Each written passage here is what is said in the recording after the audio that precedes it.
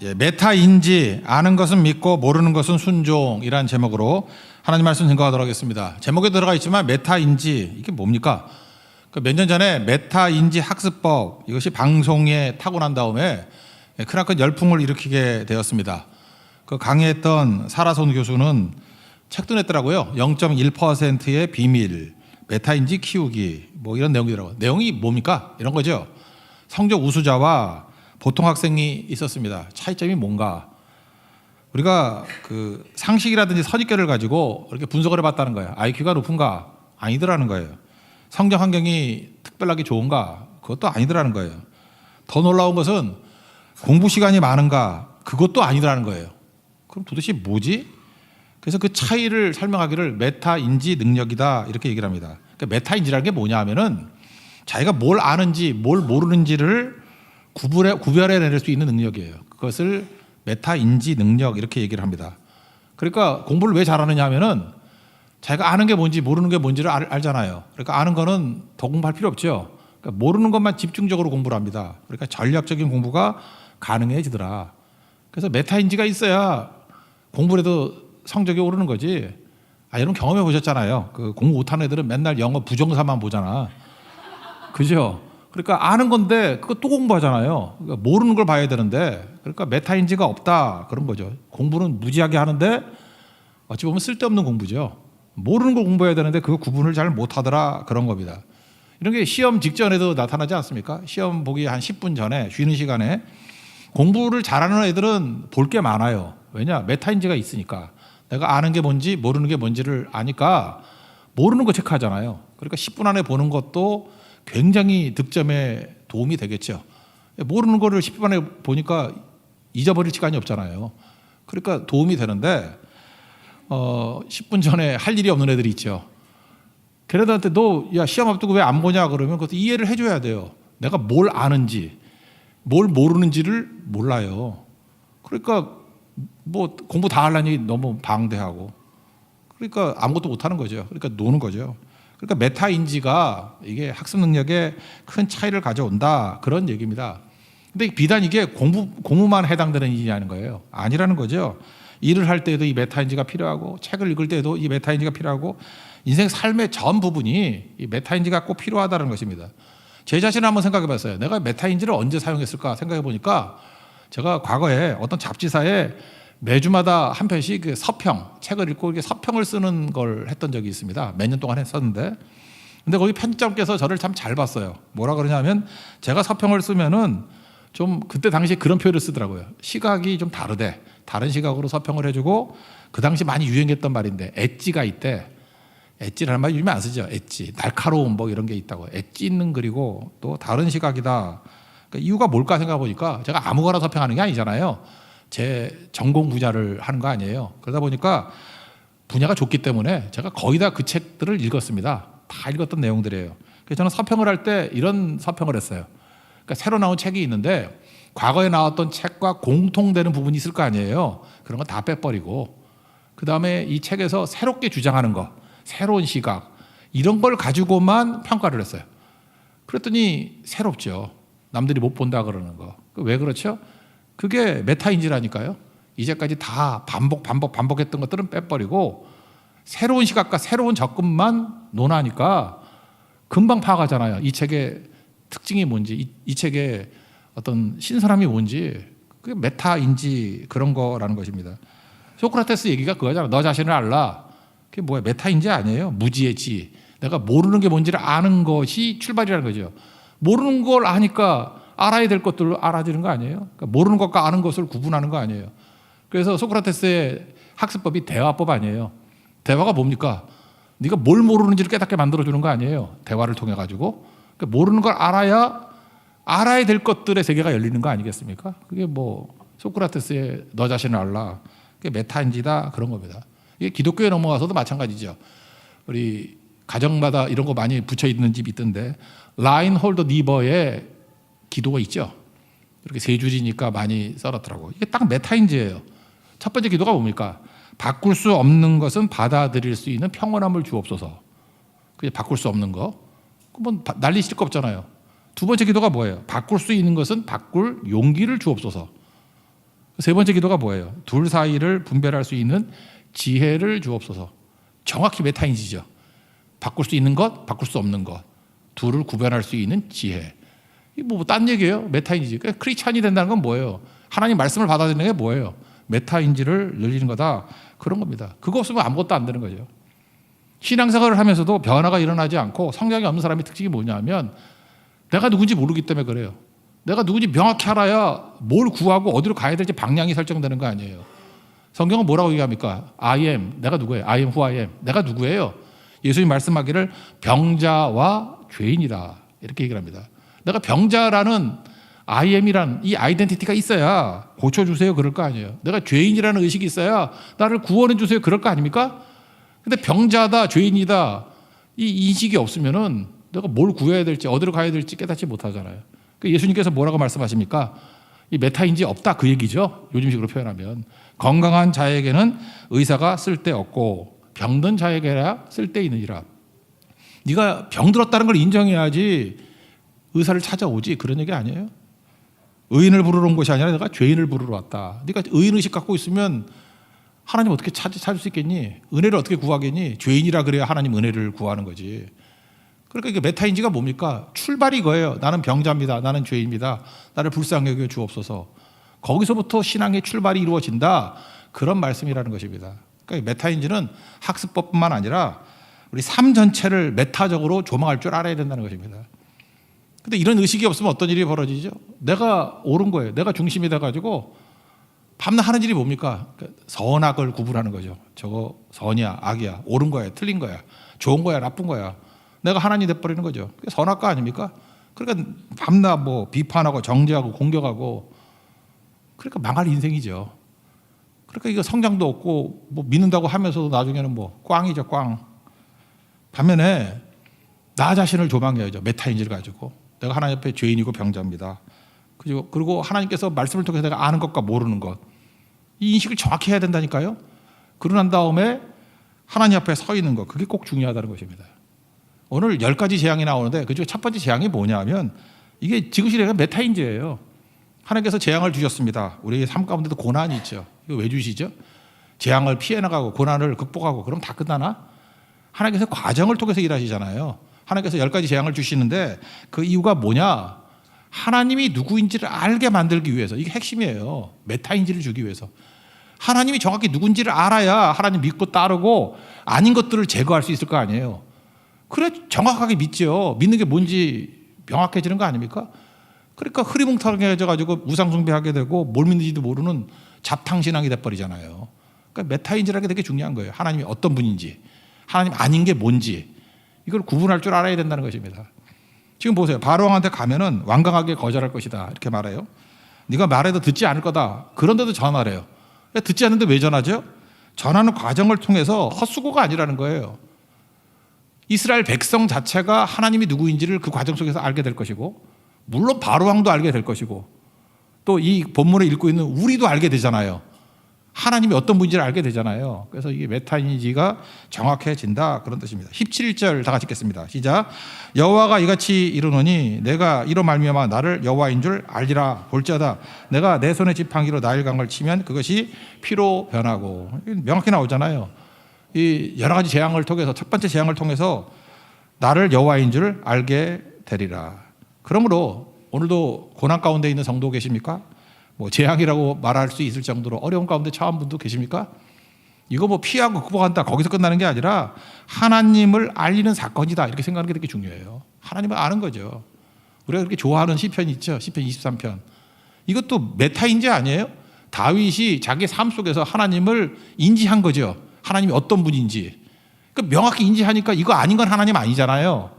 그러니까 어떻게 보면 다윗도 메타인지가 탁월한 사람이라고. 하나님이 어떤 분인지를 명확히 묘사하잖아요. 이런 하나님이라고. 시편 23편의 내용이 뭐예요? 여호와는 나의 목자시니 나는 양이다. 부족함이 없다. 그 다음 뭐라고 얘기를 해요? 나를 인도하신다. 어디래요? 되게 좋은 곳으로. 쉴만한 물가 또는 푸른 초장으로 인도하시는 이다. 그 다음에 사망의 음침한 골짜기를 다닌다 할지라도 내가 해를 두려워하지 않는다. 왜? 주님께서 안위해 주시기 때문에. 또 원수 앞에서 나에게 상을 베푸시고 내 잔이 있는데 은혜를 넘치도록 부어주신다. 이게 메타인지 아니에요? 하나님이 그런 하나님이라는 거 아니에요? 그러니까 하나님을 알고 있으니까 이거 아닌 거 엉뚱하게 따라가지 말라 그런 얘기죠. 그게 메타인지예요. 여러분도 하나님을 믿을 때 정확히 믿어야 됩니다. 왜 하나님 말씀이 중요하죠? 이 성령 말씀이 왜 중요한 거예요? 하나님이 어떤 분인지를 알려주는 거라고요. 그래서 정확히 믿어야죠. 우상숭배가 아니라 살아계신 하나님을 믿어야죠. 성경이 말하는 정확한 하나님을 믿어야지 메타인지가 된다는 거예요. 하나님께 구할 것과 버릴 것, 붙들 것과 놓을 것 명확히 알게 된다는 것입니다. 지금도 공부도 못하고 뭐 사업도 잘 안 되고 하는 분들 보면 머리가 복잡해서 그래요. 명확히 하십시오. 메타인지가 있어야 된다니까요.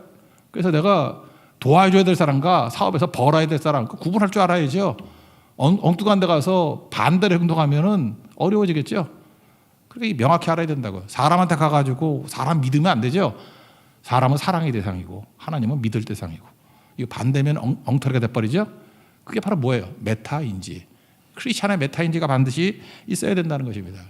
첫 번째 재앙이 나일강인데 나일강의 의미는 본질에 대한 얘기예요. 우리 인생의 본질이 뭔가, 근본이 뭔가, 뿌리가 뭔가 그걸 말해주고 있다는 것입니다. 지금 애굽 사람들과 바로 왕은 나일강이 본질이라고 생각했어요. 나일강이 생명이고 돈이고 권력의 근원이고 그럴 수밖에 없었던 이유가 뭐냐? 우리 역사학자 헤로도투스가 얘기했던 거 기억하시죠? 이집트는 나일강의 선물이다. 다시 말해서 나일강 없으면 이집트도 없다 그런 얘기 아니에요? 그러니까 나일강이 이집트의 근본이다, 본질이다 그런 얘기죠. 지금도 제가 인구 센서스 보니까요. 지금 현대 이집트의 인구의 97%가 나일강 유역에 살아요. 그러니까 국토가 되게 넓거든요. 근데 나일강 주변에만 바글바글 모여 살아요. 생명이란 거죠. 물이 생명 아니에요. 나머지 다 사막이기 때문에 살 수가 없습니다. 그러니까 97%가 나일강 중심으로 살아가요. 생명이죠. 모든 부가 여기서 나와요. 그죠? 모든 부요가 그러니까 나일강 없으면 돈도 없어요. 모든 부가 여기서 다 나오는 거라고. 그리고 나일강은 주기적으로 범람하잖아요. 범람하면 농토가 경계선이 없어지잖아요. 그러면 이걸 갖다가 절대 권력을 가지고 구획을 다시 하고 배분해야 될 거 아닙니까? 그래서 다른 지역에 있던 사람들이 이게 소수 민족끼리 살고 부족끼리 살 때 이집트는 최초로 중앙 집권 권력이 있었어요. 강력한 권력이 있었다고. 그래서 파라오 그러면 절대 권력의 상징이었다는 것입니다. 잘 보세요. 나일강이 생명의 근원이고 부의 근원이고 권력의 근원이고 모든 것이 다 여기서 나오는 거죠. 나일강 아니에요. 나일강 자체가 신이에요. 나일이 신이고 신이 나일강이고 그걸 주관하는 바로가 또 신이에요. 그런 세계 속에 있었다라는 것입니다. 근데 하나님이 선언이죠. 나일이 근원 아니고 하나님이 근원이야. 나일이 본질 아니고 하나님이 본질이야. 이 본질이라는 거, 뿌리라는 거, 근본이라는 거, 이거 요즘에 이즘이라는 걸 붙이죠. 그래서 크게 보면 두 가지 이즘이 있습니다. 하나는 신본주의, 또 하나는 인본주의. 하나님이 뿌리다, 그 신본주의고, 사람이 뿌리다 그러면 인본주의. 이 두 싸움이에요, 결국은. 모든 것이 하나님께로부터 왔다, 그러면 신본주의고, 모든 것이 나일에서부터 왔다, 그 인본주의라고. 인본주의의 그 하부 개념 중에 하나가 뭡니까? 우리 지금 어디 살죠? 자본주의 시대에 살죠. 자본은 뭐예요? 돈이 근본이다 그런 거 아니에요? 인본주의 중에서도 특별하게 자본주의예요. 돈이 근본이래. 돈이. 성경을 보니까 두 주인 섬길 수 없다 그러 나오잖아요. 예수님이 뭐라고 말씀하시죠? 산상수훈에서 그 시작할 때 말씀 아닙니까? 두 주인을 섬기지 못할 것이다. 하나님과 재물을 겸하여 섬길 수 없다. 하나를 미워하거나 하나를 사랑하거나 그런 거지 둘 다 사랑할 수 없다 그 얘기 아니에요? 똑같은 얘기죠. 10가지 재앙할 때에도 근본이 뭐냐를 가지고 지금 싸우고 있잖아요. 하나님이 근본이냐 나일이 근본이냐. 하나님이다. 이 선언이죠. 나일강을 피로 심판해버리잖아요. 이거 아무것도 아니다. 예수님도 사역 시작할 때 뭐라고 얘기해요? 하나님과 재물 중에 뭐가 근본이냐. 하나님이 근본이다. 겸하여 섬길 수 없다. 나일강을 피로 바꾸는 사건하고 똑같은 거라는 것입니다. 신앙의 출발은 그거예요. 근본 싸움에 뭐가 근본이냐. 지금은 나일강을 근본이라고 하는 사람이 되게 많다고. 돈이 근본이라고 말하는 사람이 많다고요. 그래서 이런 말 들어보셨죠? 돈이면 안 되는 일이 없어. 그런 얘기 한다고. 실제로 안 되는 일 있거든요. 있는데도 대부분 돈이면 다 된다고 믿습니다. 그리고 또 하나는 돈이라고 그러면 정신을 못 차려. 이거는 뭐 나야 관계없는 것 같아요. 뭐 어른들도 돈이라고 그러면 정신을 못 차리는 것 같아. 그렇게 기도해주고 효도를 해도 뭐 효자라 그래 안 하는데 돈 갖다 주면 효자래. 참 미치겠죠. 그러니까 이게 어른도 나이 들어도 돈에 미쳐 있고 아이들도 마찬가지예요. 제가 이렇게 애들 사랑하고 뭐 조카들 사랑하고 하는데 아무리 사랑해주고 기도해주고 축복해줘도 별로 고마운 줄 몰라. 돈 주면 막 혈안이 돼가지고 카톡 보내오고 인사하고 카드 보내고 다 미친 거 아니에요 지금? 동양서양 다 마찬가지예요, 그죠? 뭐 돈이면은 깜빡깜빡하고 윤리도 없어요, 이념도 없고 뭐 좌익이나 우익이나 다 돈이면 사상도 없어. 그러니까 뿌리가 돈인 것 같아, 돈, 그죠? 미쳐가는 세상 아니에요? 여기 지금 선언하고 있잖아요. 나일강이 뿌리가 아니고 하나님이 뿌리야. 이거 외쳐야죠. 제가 제일 놀랐던 것 중에 하나가 뭐냐면 우리 찬양하잖아요.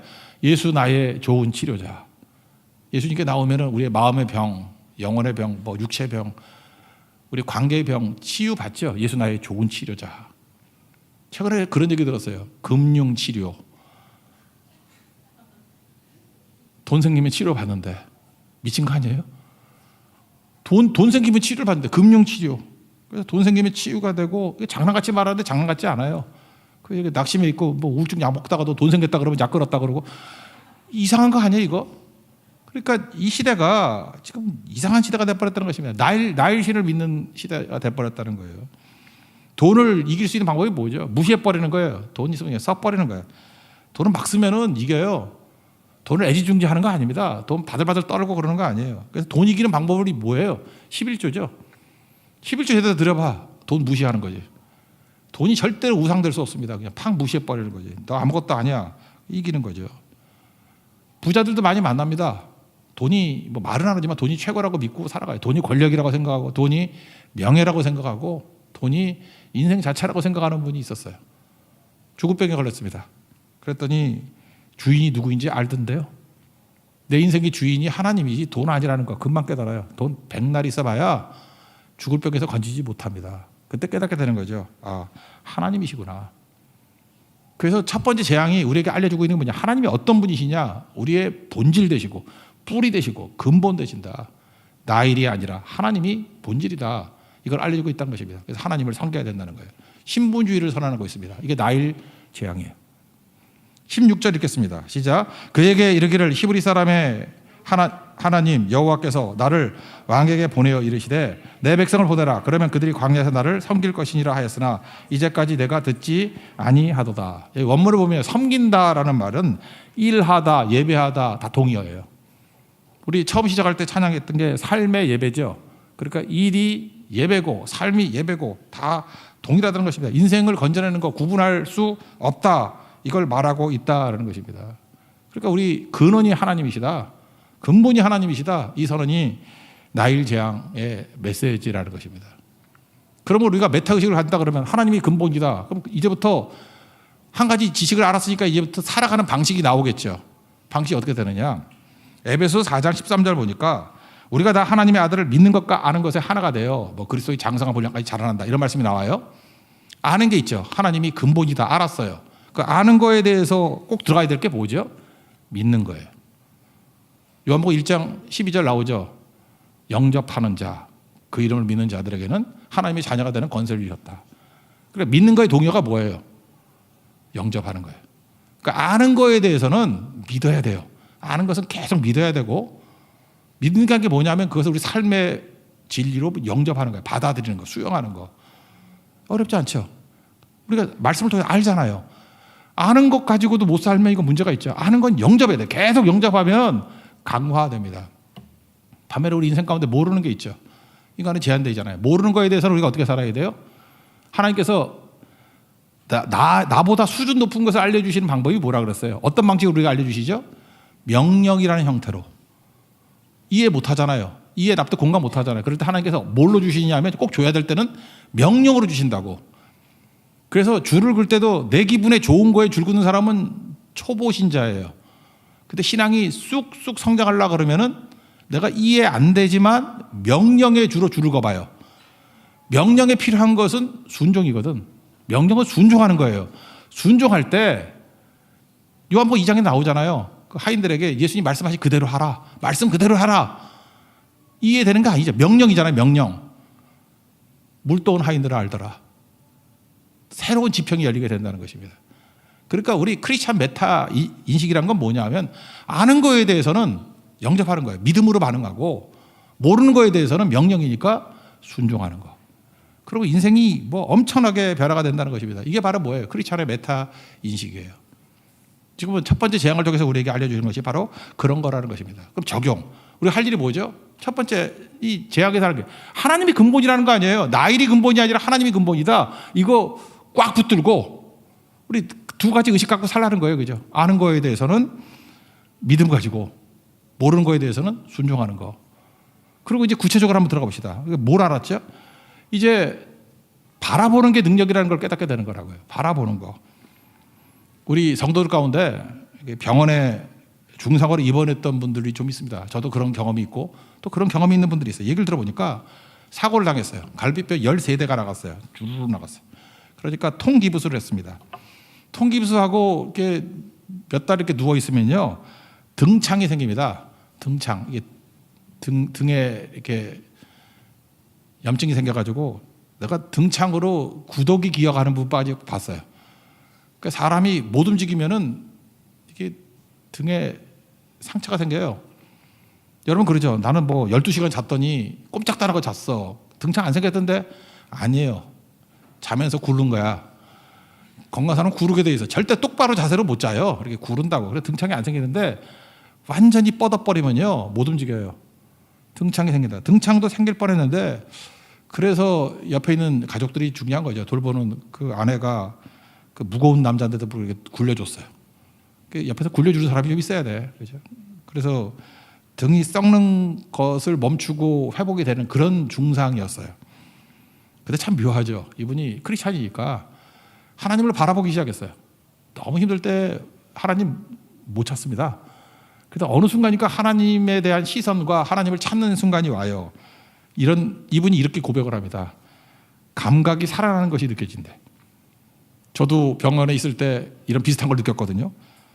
세포가 재생되는 느낌이 있어. 이렇게 많이 맛이 갔는데 어떤 포인트예요. 내가 지금 세포가 살고 있구나, 재생되고 있구나, 회복되고 있구나. 이 폐가 지금 이게 허였는데 꺼먹어지고 있을 것 같다. 찍지는 않은 느낌이 그래. 이 뭐가 이렇게 재세팅이 되는 것 같은 느낌이 있어요. 이분도 그랬던 것 같아요. 그죠? 회복이 되는 거. 그리고 일어나게 됐어요. 그래서 내린 결론이 뭐냐? 신앙이란 건 뭐냐면 바라보면 예수님께서 만져주시는 거. 그게 신앙이에요. 바라보기만 해도 회복이 된다는 거니까. 그래서 신앙이란 건 뭐냐? 할 수 있는 거죠. 바라보는 거예요. 바라보는 거. 주님 바라보는 게 반드시 필요하다는 것입니다. 우리 앞부분에 모세 보낼 때 이게 3장에 보면요. 출애굽기 3장 7절과 8절 보면 네 가지 동사가 나와요. 하나님께서 고통을 보고, 너희들의 고통을 보고, 두 번째 너희들의 부르짖음을 듣고, 세 번째 너희들의 근심을 알고, 네 번째 너희들을 애굽의 손에서 건져내셨다. 이게 시작이 어디예요? 바라볼 때부터. 여러분 그러죠? 우리가 눈으로 쳐다보는 게 뭔 힘이 있냐고. 힘이 있습니다. 20세기의 최고의 발견이라 그러면 과학에서는 양자역학이라고 그러죠. 지금 반도체 시대 아니에요? 지금 양자역학의 시대라고. 이게 아마 양자역학의 지금 초보 단계예요, 지금. 근데 양자역학에서 여기 이과생들은 막 아시겠지만 빛의 이중성 같은 게 있잖아요. 전자. 빛을 보면은 이게 파동이냐 입자냐 둘 다 가능하죠. 어떻게 파동이면서 입자일 수 있어요? 우리 둘 중에 하나. 그러니까 그 뉴턴의 결정론 속에 살고 있는 사람들은 말이 안 되는 거잖아. 무소부재 이게 말이 안 되잖아. 여기 동시에 두 군데 있을 수 없잖아요. 근데 양자역학에서는 가능해요, 그게. 초보예요, 지금. 아마 지금부터 100년, 200년 지나면 이제 과학이라는 이름으로 성경에서 말하고 있는 엄청나게 많은 지식들이 뒷받침이 될 거라고. 지금 우리 무식해서 모르는 거지. 하여튼 양자역학이 문을 살짝 열어줬는데 그 중에 특별히 중요한 게 뭐냐면 관찰이에요, 관찰. 여러분들 양자역학 조금 아시는 분들은 이 정도는 알고 있죠. 관찰. 전자가 어떻게 되는지를 관찰하면은 입자로 보여요. 관찰 안 하면 파동이고. 어떻게 해석할까요, 이거? 그래서 그런 얘기 하죠. 전자가 워낙 작은 거기 때문에 우리가 이게 눈으로 본다라는 게 빛이 임하는 거 아니에요. 빛이 튀어나오는 거 아니에요. 빛이 튀겨도 전자의 미세한 변화가 나타난대. 그러니까 무슨 얘기예요? 관찰자의 힘이라고 그러거든. 볼 때와 안 볼 때 결과가 달라요. 이게 지금 과학이 발전돼 가지고 요 정도 아는 거 아니에요. 이제 아주 기초거든. 성경에서 뭐라고 얘기해요? 우리가 바라볼 때 변화가 일어난대. 바라보야. 그러면 뒤집어요. 하나님께서, 전능하신 하나님께서 우리에게 바라볼 때 그걸 빛이라고 그러죠. 그죠? 예수 우리들의 밝은 빛. 빛이 임하게 되면 변화가 일어나는 거예요. 그게 우리가 생각하는 건 상상도 못할 정도의 변화가 엄청나게 일어난다는 것입니다. 그래서 우리가 신앙이 뭐예요? 하나님 바라보는 거예요. 그죠? 하나님 바라보는 거, 열심히 바라보는 거. 마귀는 하나님 바라보는 거, 또 하나님이 우리에게 빛이 비치는 걸 방해하는 거죠. 죄가 뭐예요? 그걸 단절시키는 거라고. 아담이 범죄하고 난 다음에 했던 일이 뭡니까? 창세기 3장 10절 보니까 내가 벗었으므로 두려워하여 숨었나이다. 그래 관찰로부터 떨어지게 만드는 거죠. 하나님을 쳐다보는 것도 없고 하나님이 쳐다보지 못하게 만드는 거 아니에요. 숨었다. 두려워 숨었다. 우리 할 일이 뭐죠? 믿음이 뭐예요? 하나님 앞에 서는 거라고. 허물 많고 죄 많고 부끄럽지만 하나님 앞에 서는 것. 그러면 치유가 일어납니다. 변화가 나타납니다. 그게 하나님의 근원이라는 거예요. 알았잖아요. 알았으면 해야지 이제. 하나님을 바라보고 하나님 앞에 서는 거. 그게 예배예요. 참 묘하죠. 죄를 많이 지면 하나님 앞에 나와야 죄를 씻고 회복될 거 아니에요. 교회 나오기 싫어. 죄를 많이 지면. 이 얘기는 똑같죠. 때가 많아서 목욕탕 가기 싫다는 거 똑같은 거라고. 인생이 그래요. 때가 많아서 목욕탕 가기 싫대. 그럼 깨끗한 놈만 가나? 뭐하러 씻어? 인간이 그래요. 그래서 하나님 앞에 나아가는 게 믿음이에요. 나아가는 거. 내 모습 이대로. 내 모습 이대로. 내가 죄악된 모습 이대로. 멀리 떠나면 안 됩니다. 그게 살 길이에요. 이게 하나님이 근본 되신다는 거에 우리 구체적인 적용 내용이라고. 그러면 쳐다만 봐도 이런 변화가 나타나는데 우리가 기도하면, 기도는 우리 아이디어가 아니라 하나님의 아이디어거든. 기도하면 하나님께서 엄청난 능력을 주신다 그랬죠. 구하라 그러면 주실 것이요, 찾으라 그러면 찾을 것이요, 문을 두드리라 그러면 열릴 것이라고. 또 뭐라고 얘기합니까? 너희들이 땅에서 매면 하늘에서도 매일 것이요, 땅에서 풀면 하늘에서도 풀리리라. 약속이죠. 그래도 되는 걸 믿습니까? 이게 주님께서 보여주신 근원 대신 하나님께서 우리에게 주신 메시지라고요. 이거 순종하고 나가는 것들이 꼭 필요하다라는 것입니다. 근본, 본질이 뭔지를 알고 본질로부터 나오는 거, 아는 것들에 대해서 믿고 모르는 것에 대해서 하라 그럴 때, 순종할 때 새로운 지평이 열리게 된다는 것입니다. 반면 바로의 특징이 뭐예요? 우리에게는 바로 속성이 있거든. 무관심입니다. 무관심. 이런 어마어마한 일이 벌어졌음에도 불구하고 아는 거에 대해서는 거절을 하고 모르는 거에 대해서는 무관심해요. 그러니까 망하는 거죠. 감동이 없다고. 23절 읽겠습니다. 23절 시작. 바로가 돌이켜 궁으로 들어가고 그 일에 관심을 가지지도 아니하였고. 누구 때문에 이런 일이 벌어졌어요? 바로 왕의 고집 때문에 이런 일이 벌어졌는데 관심도 없대. 관심도. 어떤 기독교 학교 보니까 그 학교에서 이제 인재를 키우는데 글로벌 리더를 키우겠대. 글로벌 리더. 그러니까 뭐 세계적인 리더를 키우겠다. 그래서 모토가 세 가지더라고요. 하나가 아니스트, 정직한 사람. 두 번째가 인테그리티, 일치되는 사람. 표리부동하지 않고 일치, 속과 아니, 속과 겉이 일치되는 사람. 세 번째가 리스판서빌리티, 그저 이렇게 책임감, 반응할 줄 아는 거, 뭐 그런 거죠. 이게 제가 보니까 다 뭐냐, 메타 인지를 갖고 있는 인재 키우는 거예요. 정직해야지 자기 있는 모습 그대로를 보여주고 나갈 거 아닙니까? 부정직하면 자기가 어떻게 설 수 있겠어요, 그죠? 그래서 우리 정직함부터 배워야 된다고. 내 있는 모습 그대로 자꾸 가면 쓰려고 그러지 말고 하나님 앞에 정직한 모습으로 나갈 때부터 필요한 거죠. 이거 뭐 옛날 그 뭐 아재 개그 같은 얘기인데 어떤 분이 군인인데 진급을 했어요. 대령으로. 중령에서 대령 진급하는 게 어려운가 봐. 너무 좋아가지고 무궁화 세계에 달리니까 너무 좋아가지고 막 자랑하고 싶은 거야. 근데 자랑할 사람은 없고 근데 갑자기 이등병이 들어오더래. 그래서 너무 자랑하고 싶어가지고 전화받는 척하면서 네 장군님 식사하자고요. 예 감사합니다. 막 장군하고 막 통화하는 높은 사람 된 줄 알고 부두쿠에 쳐봐가지고 이등병 왜 왔나 그랬더니 전화선 연결하러 왔습니다. 그래서 참 유명한 거죠. 우리 인생이 그래요. 이렇게 뻥치지 말라고 자랑하려고 그러지 말고 그냥 있는 모습 그대로. 그래서 이게 아니스트, 이게 리더의 시작이라고. 그러면 그 다음에 나오는 게 인테그리티죠. 속과 안이 일치되는 거. 뭐 정직한데 뭐 속과 밖이 다를 리가 없죠. 요셉이 그랬죠. 요셉이. 인테그리티, 투명한 유리매기 같은 인생. 그럴 때 세 번째 리스판서빌리티. 책임감이 뭐예요? 리스판스 하는 거예요. 응답하는 거. 여러분 바로 하기 결정적인 문제점이 뭐냐면 리스판스가 없어. 이 사람은 이런 일이 벌어지면 뭐 이렇게 반응을 갖고 호기심을 갖고 내가 뭘 잘못했다 이래야 되는 거 아니에요? 근데 반응이 없다고. 반응이. 야곱의 아들 중에서 네 번째 아들 유다의 강점이 뭐예요? 뭐 문제가 생기면 반응을 하잖아요. 내가 무슨 죄를 졌나? 내가 무슨 책임을 질까? 그죠? 내가 대신 감옥에 들어가겠다. 뭐 대신 뭐 베냐민을 풀어줘라. 이렇게 반응하기 시작하잖아요. 반응이 뭐예요? 리스판스 하니까 리스판스빌리티, 책임감을 갖게 됐잖아요. 그래서 네 번째 아들인데 장자의 영적 장자의 권위를 갖게 되죠. 여러분들 필요한 게 그거예요. 우리 메타인지를 갖고 있는 사람이 뭐예요? 다 보이거든. 구분이 되잖아. 아는 것과 모르는 거. 구분이 되잖아요. 그 다음에 꼭 해야 될 게 뭐죠? 정직하게 서야 구분이 돼요. 그리고 안팎이 같아야 돼. 인테그리티. 그러고 난 다음에 할 일이 뭐냐 하면 이 리스판스빌리티 행동이라고. 책임져야 돼. 책임. 뭐 제주도가 부른다 그러면 뭐 영혼들이 죽어간다 그러면 반응해야죠. 유다같이. 그럼 거기서 하나님께서 능력과 은혜를 부어주고 성장하게 되고 그렇게 된다는 거예요. 그래서 이 나일강의 첫 번째 재앙이 이거 뭐 원수가 깨졌다 그 정도로 끝나는 거 아니에요. 뭐 나일강에 피로 뭐 물들었다 그 얘기 정도가 아니라 근본부터 시작해서 하나님이 근본이시다, 본질이시다. 이게 우리의 메타 인지의 출발이 돼야 되는 거예요. 출발이 신본주의가 출발이 돼야 되는 거예요.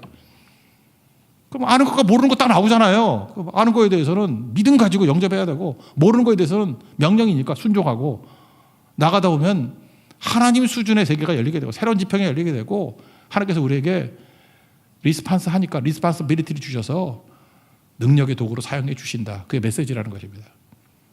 여러분 첫 번째 재앙을 통해서 주시는 하나님의 축복의 메시지를 듣고 하나님 앞에서 글로벌 리더가 아니라 유니버설 리더가 되는 하나님의 권능의 종되기를 축원합니다. 자리에서 일어나겠습니다. 리빙 업 찬양하겠습니다. 깊은 절망에